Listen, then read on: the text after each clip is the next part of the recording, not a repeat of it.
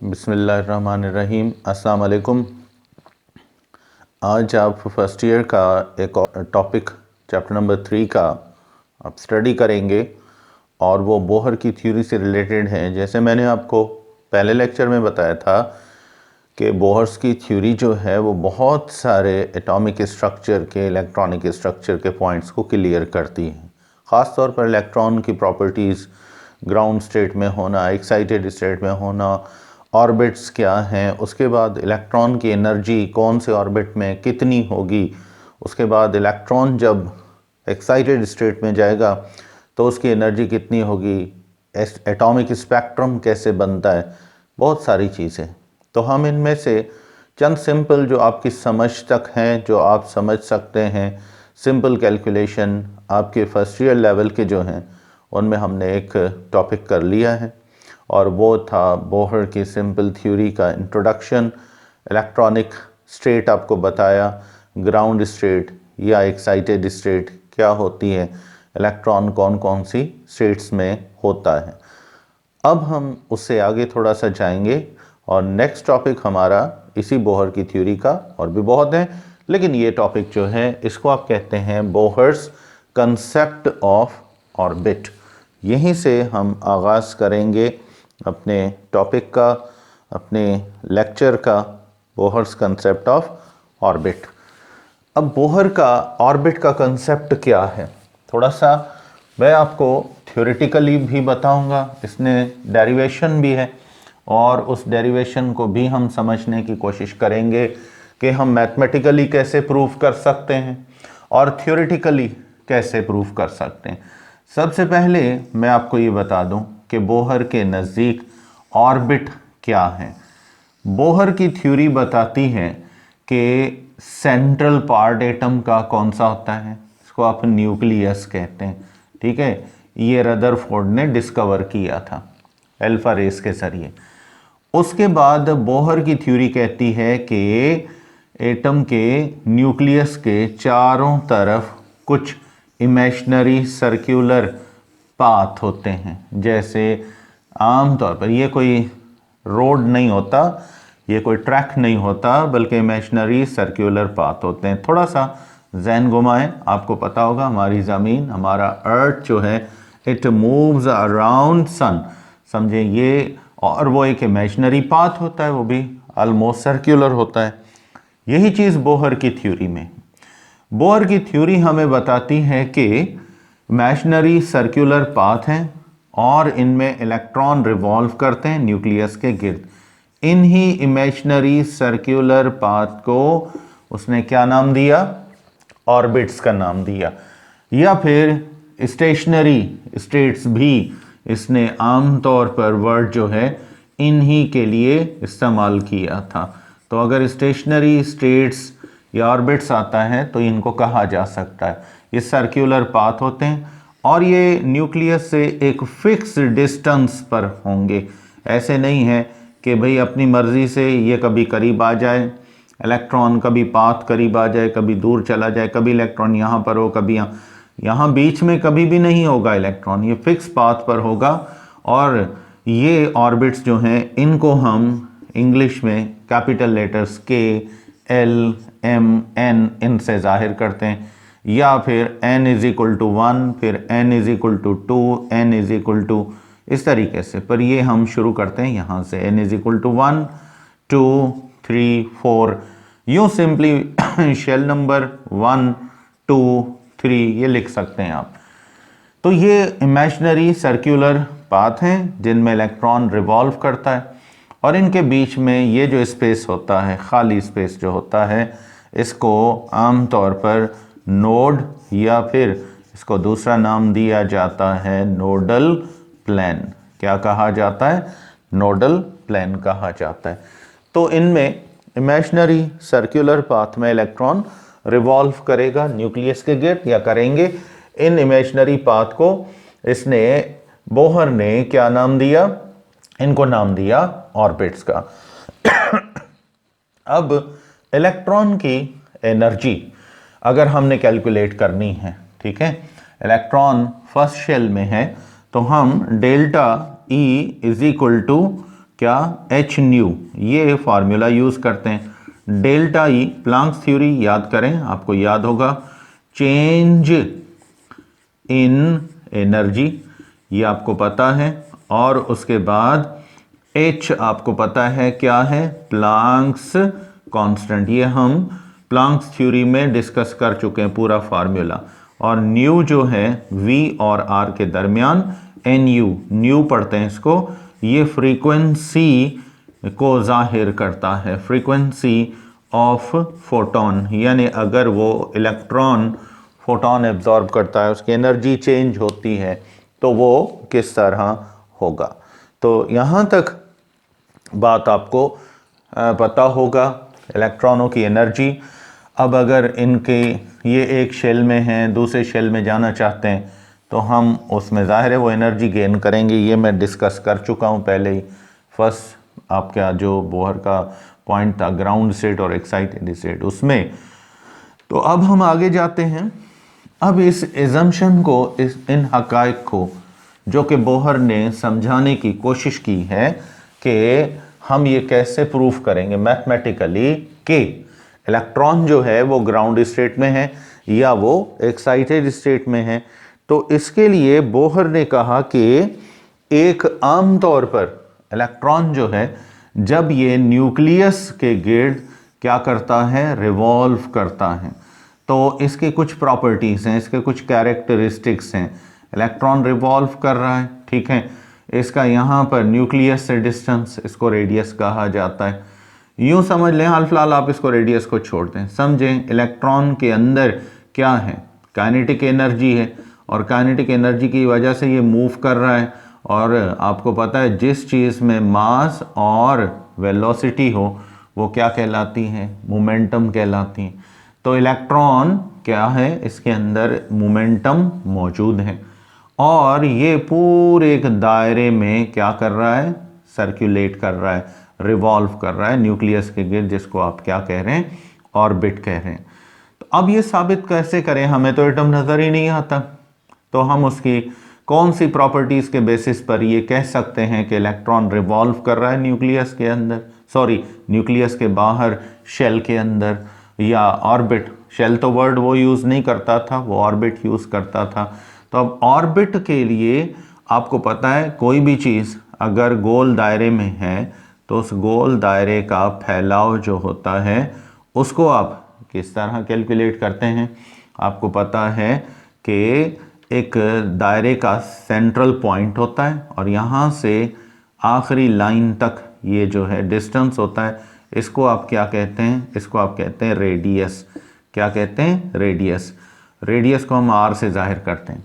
यहाँ बोहर ने भी वही कहा, उसने कहा कि शेल से, के मतलब ये जो न्यूक्लियस एटम का, इससे आखिरी ऑर्बिट तक ये जो डिस्टेंस होगा ना, इसको क्या कहा जाएगा, रेडियस कहा जाएगा। अब आते हैं, इस दायरे का सरकमफेरेंस निकालना है। क्या निकालना है, सरकमफेरेंस निकालना है। तो आपको पता है पूरा स्पेस, टोटल दायरे का स्पेस निकालना है, सरकमफेरेंस निकालना है। तो हमने क्या करना है, हमने इसको 2 पाई, पाई की वैल्यू पता है ना, सरकमफेरेंस कांस्टेंट है, ये लेंगे। आर ये जो रेडियस होगा ना सर्किल का, इससे क्या करेंगे, मल्टीप्लाई। तो हमें सरकमफेरेंस ऑफ सर्किल ये मिल जाता है, जैसे हम ज्योमेट्री में करते हैं। यहाँ पर भी वही चीज़, सरकमफेरेंस ऑफ ऑर्बिट। इस स्पेस से हम अंदाज़ा करेंगे कि इलेक्ट्रॉन कहाँ पर मौजूद है। अब इस चीज़ को समझने के लिए आगे जाएंगे, पर उससे पहले थोड़ा सा हम यहाँ पर लेंगे कि बोहर की थ्योरी कहती है कि एक इलेक्ट्रॉन फर्ज करो वो लोअर एनर्जी लेवल में है। किसमें है, लोअर एनर्जी लेवल में है। अब उसने किस में जाना है, हायर एनर्जी लेवल में जाना है।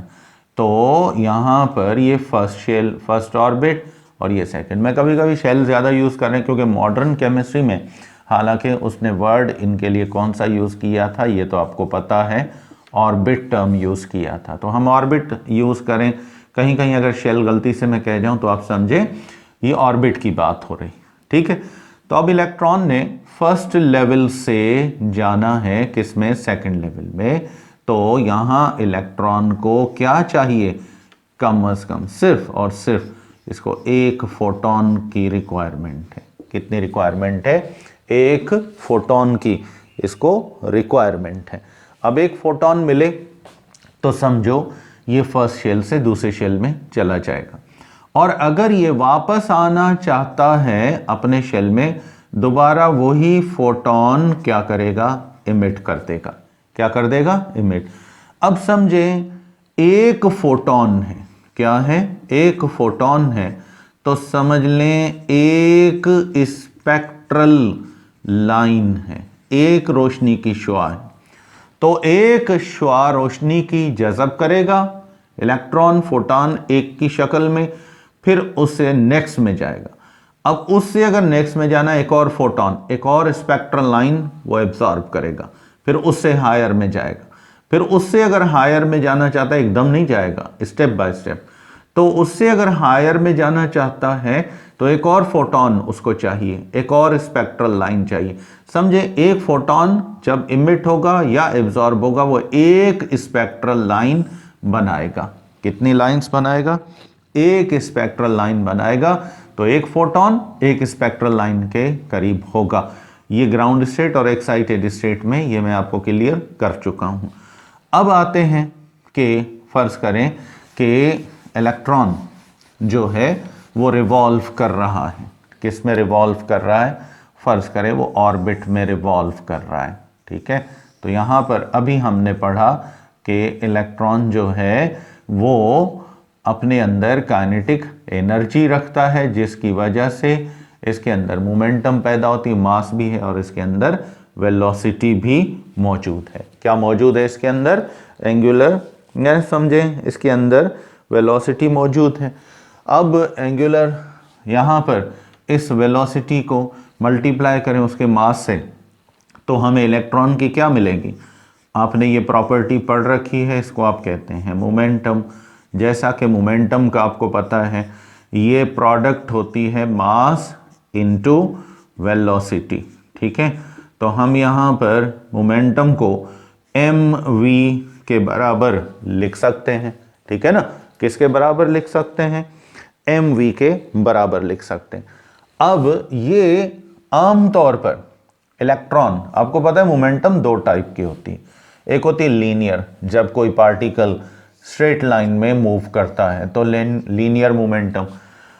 अगर कोई पार्टिकल सर्कुलर मोशन रखता है तो उसकी अगर मोमेंटम होगी तो वो एंगुलर होगी। क्या होगी, एंगुलर। अब एंगुलर मोमेंटम कैसे निकालते हैं, उसका मास, उसकी वेलोसिटी को उसके रेडियस के साथ क्या करते हैं, मल्टीप्लाई करते हैं। ठीक है, तो यहाँ पर अब हमने एंगुलर मोमेंटम, इलेक्ट्रॉन की मोमेंटम देखें तो आपको पता चलेगा ये लीनियर नहीं है, ये क्या है, ये एंगुलर है, क्योंकि इलेक्ट्रॉन सर्कुलर मोशन कर रहा है ऑर्बिट में। तो इसलिए अब हमें पूरा क्या चाहिए, सरकमफेरेंस ऑफ ऑर्बिट या सरकमफेरेंस ऑफ सर्किल। ये हमें ऑर्बिट का पूरा फैलाव चाहिए, ऑर्बिट का पूरा दायरा चाहिए। अब सरकमफेरेंस ऑफ सर्किल, जैसे मैंने आपको बताया था, ये ऑर्बिट निकालना चाहते हो तो 2 पाई r, ये 2 पाई सरकमफेरेंस कांस्टेंट होता है सर्किल का। r क्या है, ये न्यूक्लियस से आखिरी जो भी ऑर्बिट है उस तक का जो डिस्टेंस होगा ना, उससे हम इसको जाहिर करेंगे। तो अब ये हमें वैल्यू मोमेंटम जो भी थी इलेक्ट्रॉन की वो ली, सरकमफेरेंस ऑफ ऑर्बिट या सर्किल हमने लिया, वैल्यूज ली।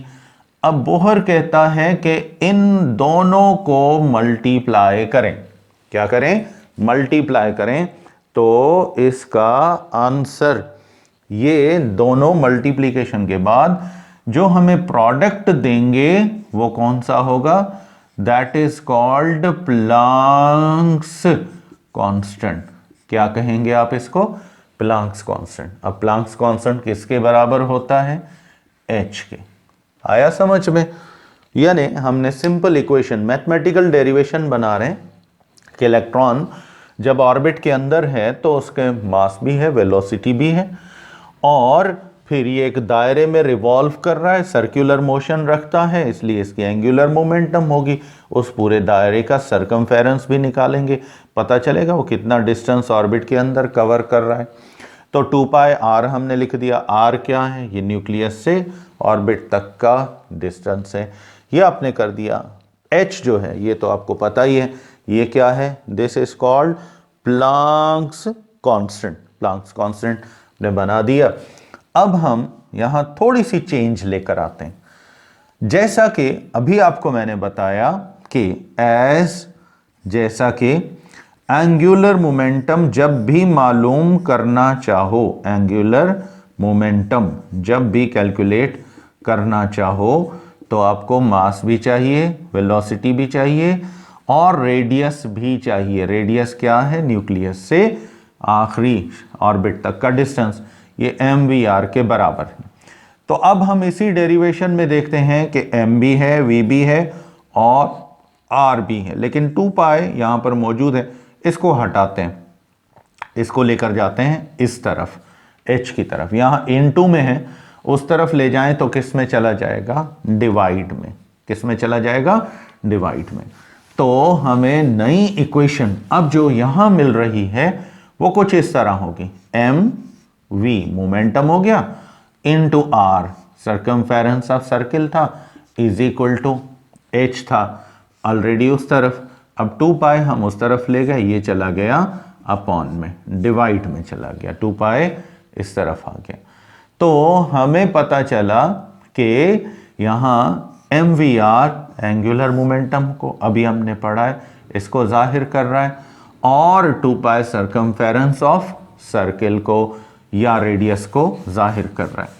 अब यहां पर थोड़ा सा बोहर की थ्योरी का कंसेप्ट यहां क्लियर हो जाता है कि ये जो एंगुलर मोमेंटम है ये किसकी है?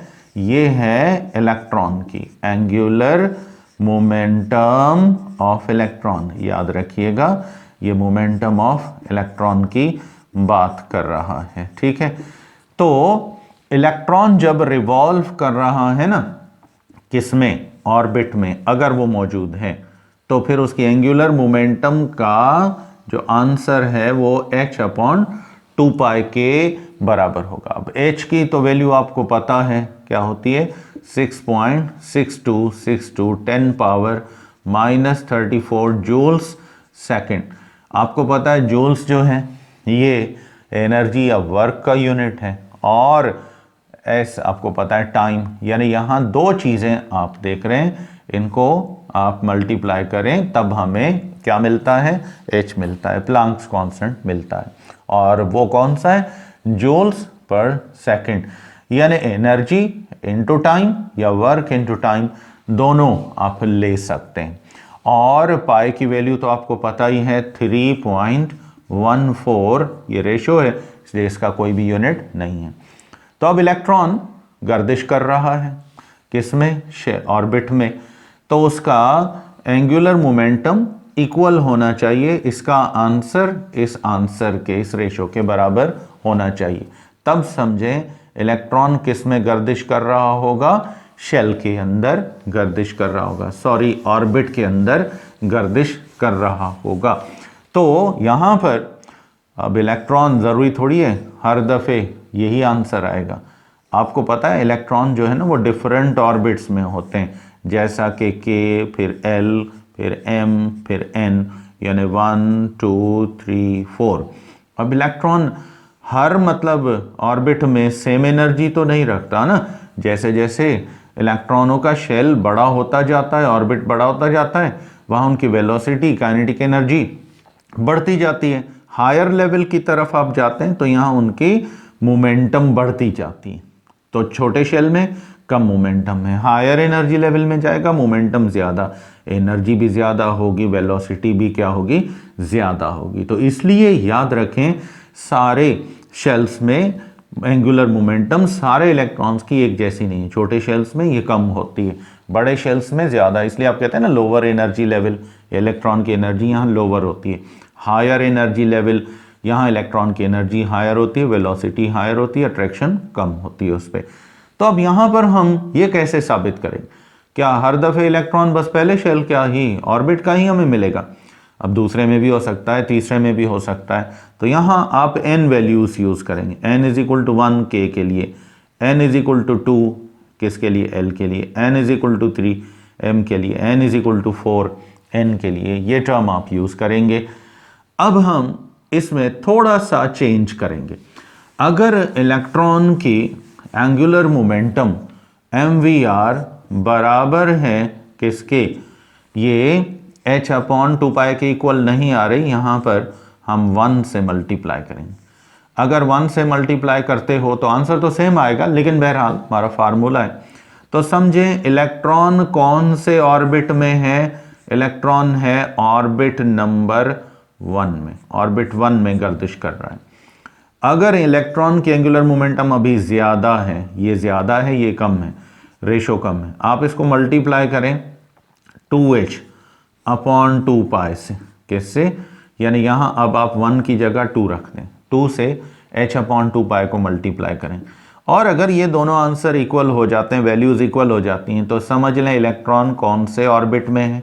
ये ऑर्बिट नंबर 2 में है। अगर mvr यानी एंगुलर मोमेंटम किसके इक्वल आती है? h अपॉन 2π के इक्वल नहीं है, कम है, आपने मल्टीप्लाई किया और ये जाके 3 से मल्टीप्लाई किया, 3h अपॉन 2π कर दें, ठीक है, और ये इक्वल हो गया। तो अब समझे इलेक्ट्रॉन कौन से ऑर्बिट में है? इलेक्ट्रॉन किस में है? 3 में। तो इस तरह इलेक्ट्रॉन के लिए ऑर्बिट्स तो बहुत है ना, 1 2 3 4 5 7, बहुत सारे। तो अगर इलेक्ट्रॉन किसी भी ऑर्बिट में है, हमें ऑर्बिट का नंबर मिल जाए, तो हम क्या करेंगे? ये फार्मूला यूज करें, mvr is equal to nh upon 2π, nh upon 2π, याद रखना ये इक्वेशन है। अब n क्या है? n यहां पर है ऑर्बिट नंबर।